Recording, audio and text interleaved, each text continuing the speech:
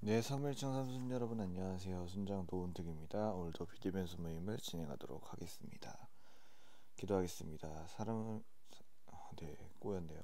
사랑이 많으신 하나님 아버지 감사합니다. 오늘도 이렇게 순모임을 할 수 있게 해주시며 너무나도 감사드립니다. 오늘도 예배를 통해서 오늘 주님이 주신 말씀을 다시 한 번 더 묵상할 수 있도록 도와주시옵소서. 감사드립니다. 예수님의 이름으로 기도드립니다. 아멘. 자, 오늘은 22과예요.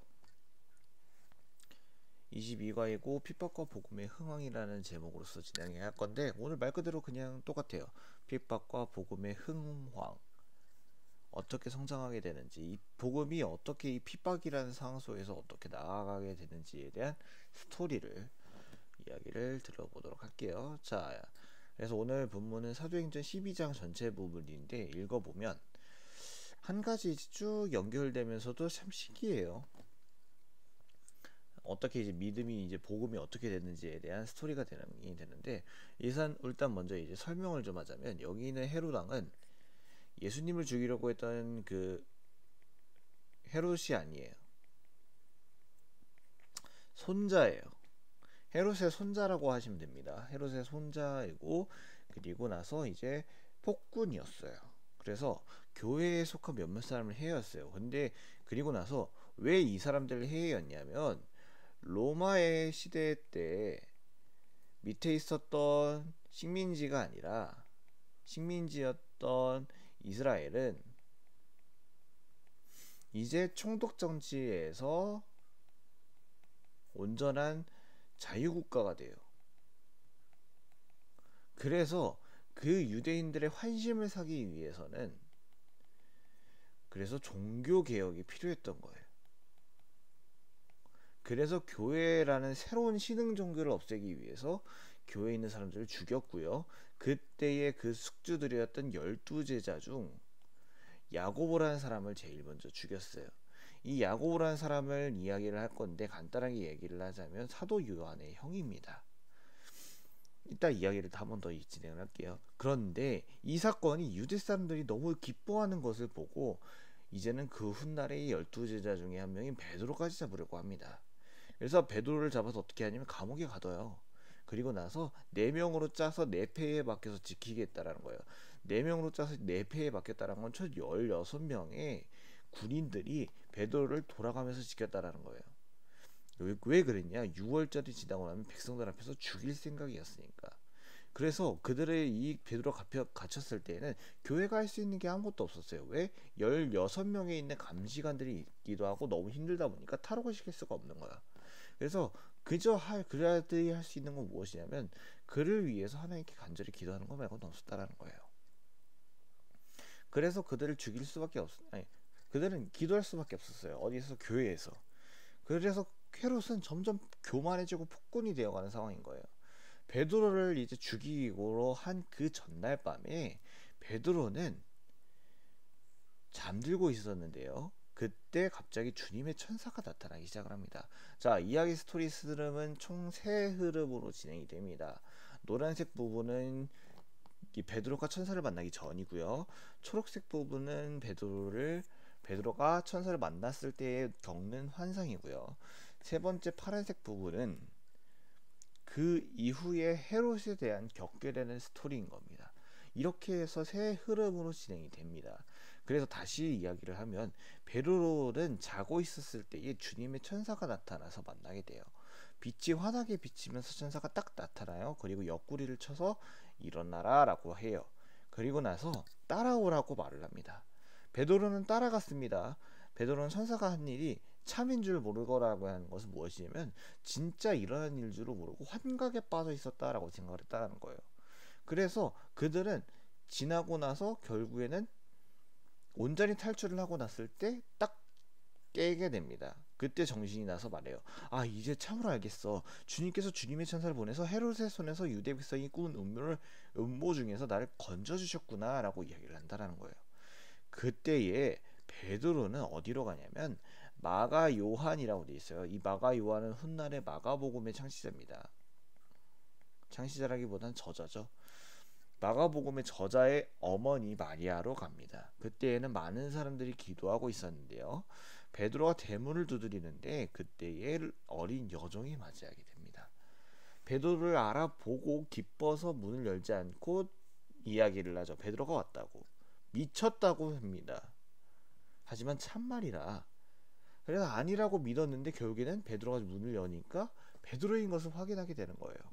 그리고 나서 베드로는 손을 흔들어서 그들을 조용하게 했어요. 그리고 주님께서 자기를 감옥에서 인도하신 일을 이야기하는 거예요.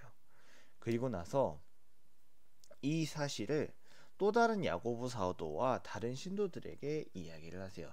이 야고보는 누굴 말하는 거냐면 바로 예수님의 동생을 말하는 거예요. 그리고 나서 군인들에게는 베드로가 없어졌으니까 이제 큰 소동이 일어나게 됐죠. 근데 이 스토리는 어디로 가는 거죠? 헤롯에 대한 이야기로 진행이 되는 거예요. 막 적지 않은 소동이 일어나니까 헤롯으로 들어가게 돼요. 헤롯은 이 일에 대한 진위 여부를 판단해봤는데 안 나와요. 결국에는 짜증나니까 그들을 지키지 못했던 경비분들을 문초하고 사형에 처합니다. 그리고 나서 가이사랴라는 곳으로 헤롯은 떠나게 돼요. 근데 왜 그곳으로 갔냐면 그때 당시에 있는 두로와 시돈 사람들은 헤롯에게 굉장히 노여움을 사고 있었어요. 이들을 마음에 안 들어 했었는데 이들은 어쩔 수 없이 왕의 비유에 맞춰줘야 되는 사람인 거예요. 그래서 그들은 뜻을 모아 왕에게 찾아가요. 그리고 블라스도라는 시종에게 설득을 해요. 그리고 화평을 청하게 됩니다. 왜냐하면 왕의 영토, 즉 이스라엘에서 이 식량을 받고 있었기 때문에 어쩔 수 없었다는 거예요. 그래서 지정된 날에 용포, 즉 골용포를 입고 왕자에서 연설하기 시작을 합니다. 그때 그들은 막 비유를 맞춰줘야 되니까 어떻게 해요? 신의 소리야, 하나 사람의 소리가 아니야 라고 하면서 막 부추겨줍니다. 그때에 어떻게 되냐면 즉시로 주님의 천사가 헤롯을 내리쳤어요. 어떻게 된 거죠? 죽었어요. 헤롯이 하나님께 영광을 돌리지 않았기 때문이라는 거예요. 그는 어떻게 됐어요? 벌레에 먹혀 죽고 말았어요. 이 사실과 하나님의 말씀들은 점점 널리 퍼지게 되고요. 믿는 사람이 많아지게 됩니다. 바나바와 바울은 그 사명을 마치고 마가라는 요한을 데리고 예루살렘에서 돌아왔다라고 돼 있어요. 이때 이게 무슨 소리인가? 갑자기 이제 참 신기하지 않아요? 새 스토리를 진행을 하고 나는데 갑자기 25절에 예루살렘에서 돌아왔다. 이게 무슨 뜻이냐? 바로 사도행전에서의 마지막 부분 사도 바울의 전도 여행이 시작됨을 알립니다. 전도 여행이 알리게 됐다라는 걸 시작하는 것을 우리는 알 수 있어요. 오늘 본문을 통해서 우리는 총 3가지를 알 수 있습니다. 첫 번째, 야고보 사도의 죽음은 무엇을 의미하는 것이냐? 바로 복음이 핍박을 당하고 있었음에도 불구하고 다시 한 번 더 나아갈 수 있다. 핍박에도 불구하고 더 나아갈 수 있는 기회의 장이 될 수 있다라는 거예요. 이 야고보라는 사람은 누구였냐면 12제자 중에 2명이 있었는데 아까도 말했지만 사도 요한의 형이 있고요. 바로 밑에 있는 남동생 야고보가 있습니다.